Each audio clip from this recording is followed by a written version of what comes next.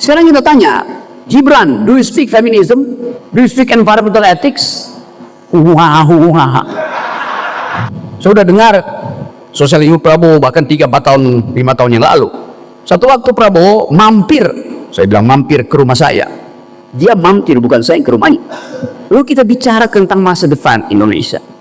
Saya tantang, Anda mau nggak jadi pemimpin sosialis Indonesia? Dia bilang, bahkan saya ingin jadi pemimpin sosialis Asia. Kalau pohon-pohon pinus saya bisa merekam, tanya pada si pinus. Prabowo ucapkan itu, dan saya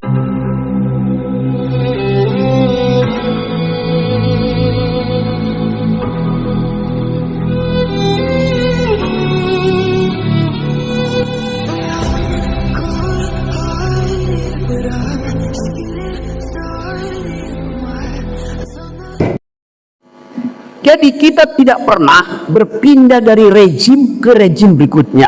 Kalau kita bilang tentang transformasi demokrasi, transformasi itu adalah gerak keluar dari otoriter, masuk ke demokrasi. Iya, 2 langkah. Gerak keluar dari, baru gerak masuk ke.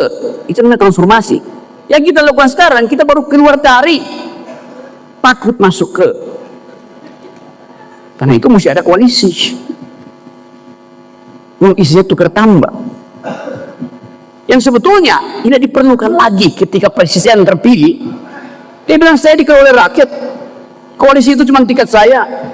Saya mau ganti ideologi kabinet. Lalu ditanya, Golkar sosialisme apa tidak? PKS sosialistis apa tidak? PAN sosialis apa tidak? Jadi kalau Jokowi lagi, kalau Prabowo menginginkan satu jenis transformasi baru, dia harus melengkapi infrastruktur politiknya dengan ideologi itu. Itu dasarnya kan? Ulang Kyoto Demokrat.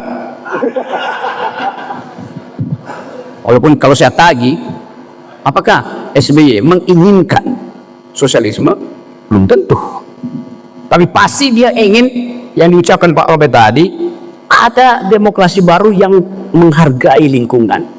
Kan sekarang kita bicara soal itu. Kita tidak bicara lagi, do you speak Dutch, do you speak English, French, do you speak environmental ethics, do you speak feminism? Kan itu yang kita perlukan hari ini kan.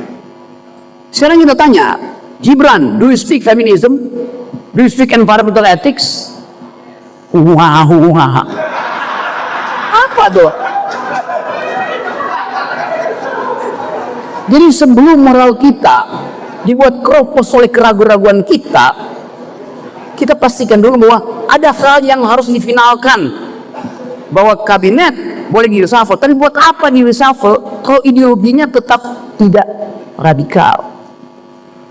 Reshuffle kabinet artinya mereshuffle cara berpikir para menteri tentang kebijakan ekonomi Prabowo. Saya sudah dengar sosialisme Prabowo bahkan 3-4 tahun, 5 tahun yang lalu. Satu waktu Prabowo mampir, saya bilang mampir ke rumah saya. Dia mampir, bukan saya yang ke rumahnya. Saya bertetangga turun semeter. Lalu kita bicara tentang masa depan Indonesia. Saya tantang, Anda mau nggak jadi pemimpin sosialis Indonesia? Dia bilang, bahkan saya ingin jadi pemimpin sosialis Asia.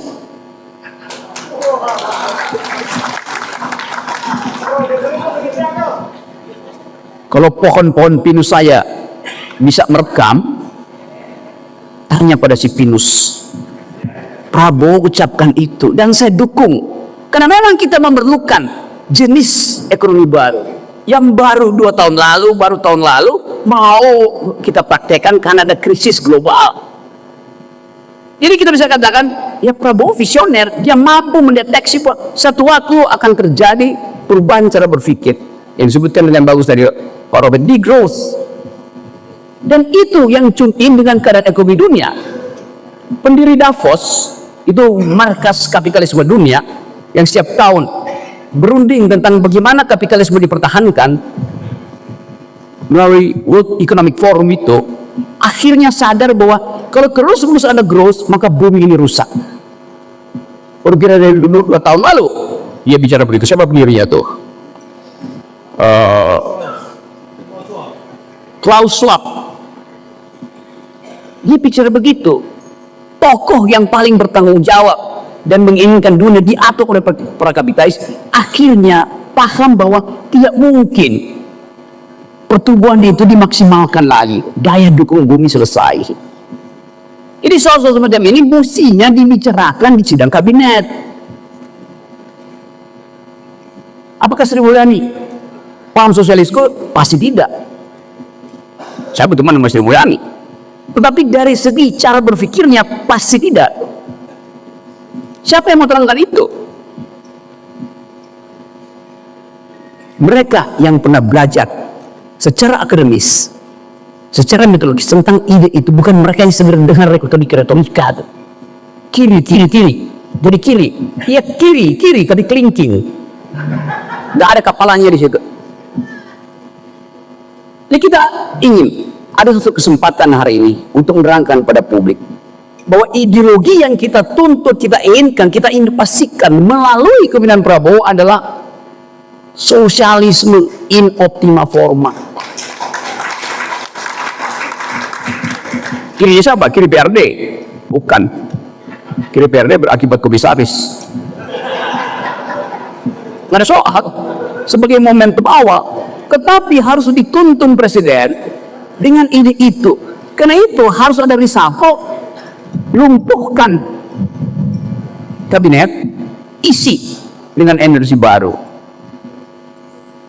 Itu dasarnya.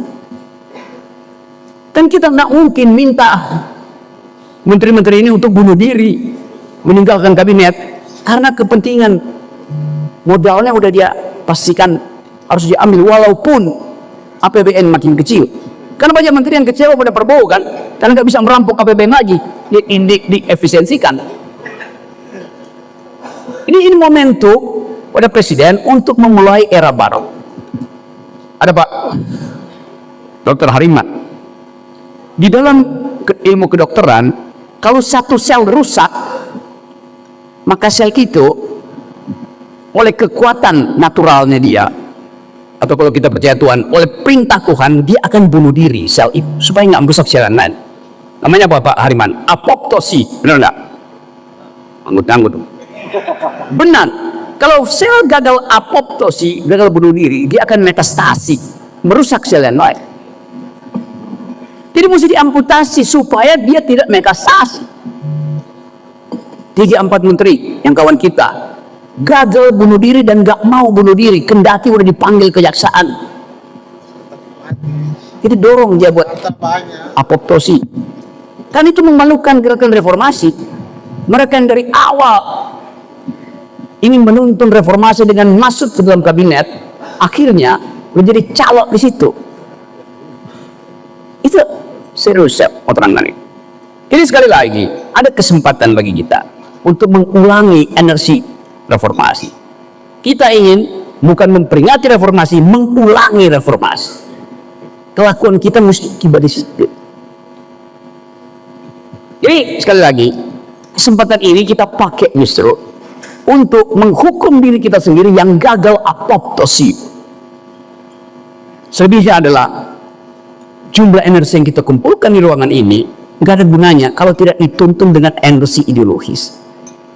Jadi saya tenang, walaupun biar kita mau lihat impact dari serasian ini 2 minggu ke depan apa. Kalau serasian ini Haris Moti tidak berani bicara dengan presiden bahwa hasil serasian adalah minta reshuffle dan isi kabinet dengan kaum sosialis. Dengannya.